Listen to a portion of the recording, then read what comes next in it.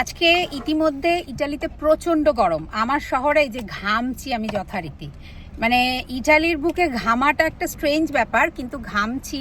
প্রচণ্ড গরম পড়েছে, তুরিনে তো ভীষণ গরম হঠাৎ করে।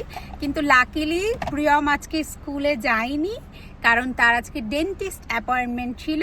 সো সকালবেলা আমরা অ্যাপয়েন্টমেন্ট সেরে নিয়েছি।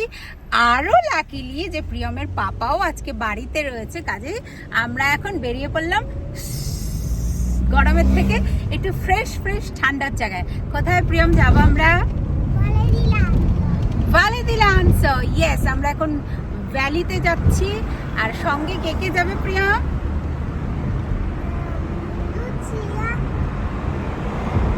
আর জুলিয়া। লুচিয়া কে তোমার? কে লুচিয়া বলো? বনু না, সোরেল্লা। বনু সোরেল্লা, বাট বনু তো অনেক ছোট হয়, তোমার থেকে লুচিয়া অনেক বড়। লুচিয়া কত আননি জানো? দোদিচি মেজো লুচিয়া।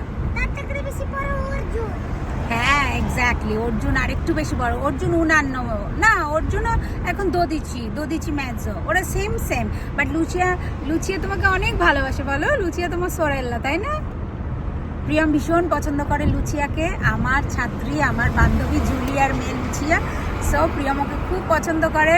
আমরা আজকে জুলিয়া আর লুচিয়ার সঙ্গে চলে যাব ভ্যালি দি লানসো।